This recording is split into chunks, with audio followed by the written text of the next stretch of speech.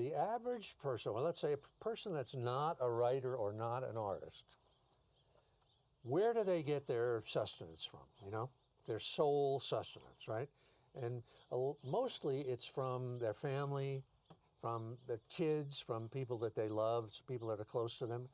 And usually, like, when it comes down to crunch time, it comes to your deathbed, family is what it's all about, right? Or there are other people that may have a cause, you know, they may believe in something religious or something political or whatever it is, but almost always it's involved with other people.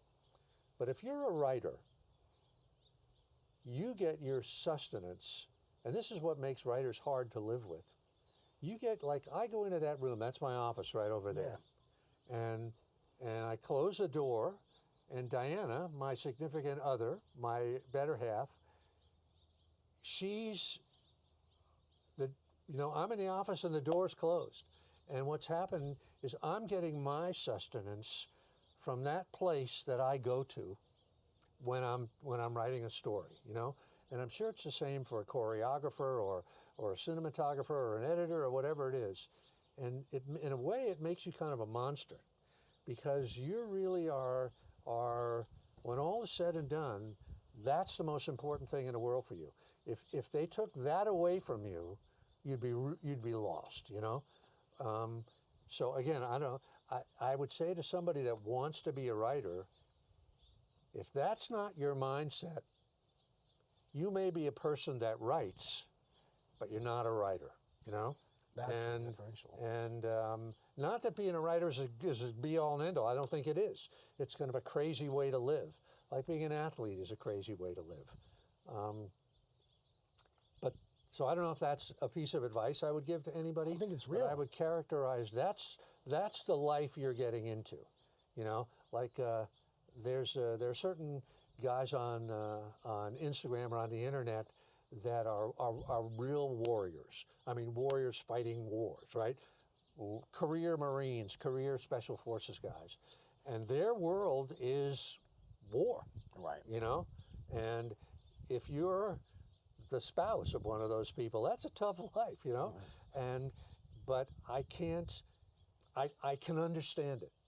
You know? If you took that away from them, they wouldn't know what to do. Now, my hope for them would be that at some point they'd grow out of that and they'd mature beyond that. But I certainly understand that there's that place that they go to where they get the sustenance that they need. It's kind of a sad thing when you're killing people. Yeah, but I don't think it's really about killing people for them. It's about testing themselves in the face of fear, you know? But that's another thing. No. Do you think that people don't test themselves enough in the face of fear? No, I guess I was going to, as I said. I mean, I was like, that's a whole other journey. That's really what everything really is, you know? Mm-hmm.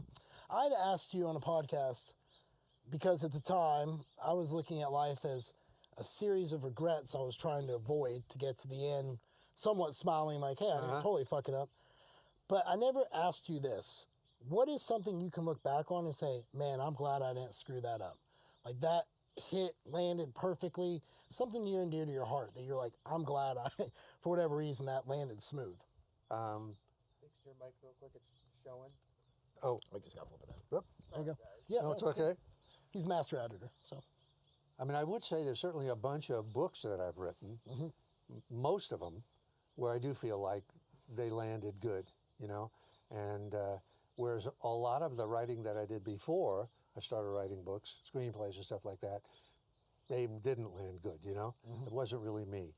But I felt like in a bunch of those things where, you know, the muse gave me an assignment and I delivered on it, you know, as good as I could deliver.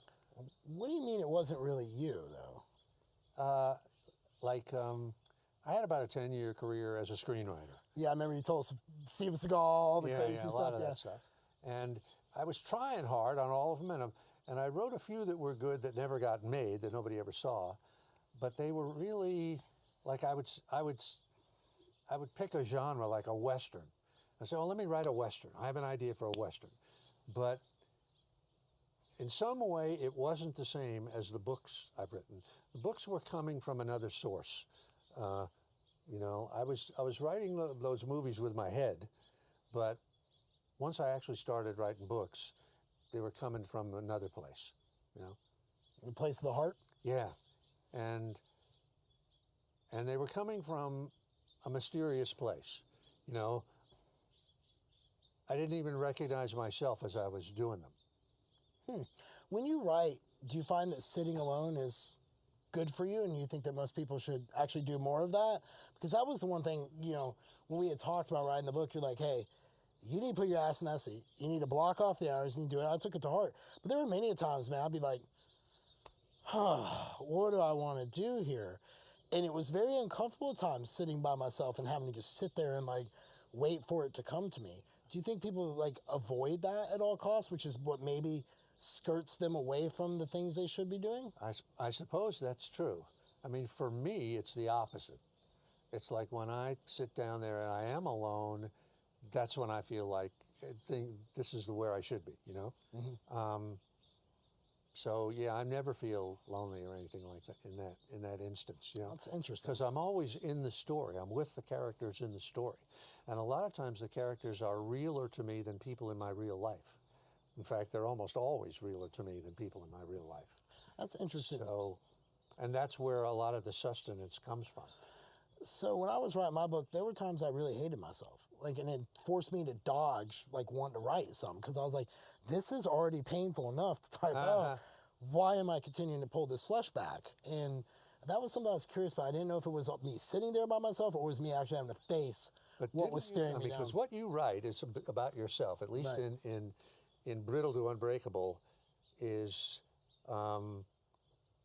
so cathartic and so raw. I was thinking, this must feel great to you. No? I mean, to get it out, to express it, to tell the story that's been in your head forever. Am I right? It was, because I look back and I was like, holy shit, that was a wild, like, 1 in a million shot through life. But there was parts of me, like I said, that I mourned. Like, I know that, like, I had a strain on my parents' relationship, which ultimately ended. Not close to my sisters because of the care I had to have. All sorts of little things. I mean, I made peace with it. Not little things, yeah. Yeah, but the book made me just kind of go like, it allowed me to stitch up wounds, I guess is what it was. So it was very hard for me to write because it was like, I remember I wrote the chapter about psychedelics. I told my friend, I was like, literally, I feel like I'm a crazy ass for like writing about that it backs all these other things that work. I had to turn to something that was legal to help fix me, and it actually did. And so there was like maybe a little bit of like, oh, how's this gonna land? But when I got done with it, and I went through the first editing, because you were like, you gotta keep editing. And I was like, okay, I'll do one. And you're like, no, Jeff, like 10 more times. And I was like, okay. It was as I went through that first pass through that I was like, okay, this is done. It's out. Yeah. But until I did that first pass through, I was very much like, do I even like who I am after I did this? So, Which I think is pretty normal, actually. But did you ever feel like, as you're working on it, this is going to help people? Did you feel, or was it more of a cathartic thing for you? I felt like it was going to help people in the sense of being like, okay, you can really, if you really believe in yourself and can find that will, it'll do you good. And I think I was I think it'll help people be like, okay, so we're all a little fucked up. And all of us need a little different way to get through that. And I think that will resonate with people because people see a very imperfect life because I'm just very honest about it. Yeah. You know, it's like why it's not a Goggins story. It's not a fairy tale. It's literally just a life of a lot of, just so you know, I haven't shared this, but my subtitle to the book is My Journey to Define Suffering. And that's why I was able to come back with. Like I was able to be like, okay, it literally was a journey of suffering, and it all kind of came out good in the end. You know, nothing makes me happier when I see the kids with OI who will find me on Instagram and be like, oh my God, I didn't believe this was possible. So that's why I will go until something tragic happens to my body. But I realized like afterwards, yeah, it would help people in ways of just being like, damn, we all have a sad story.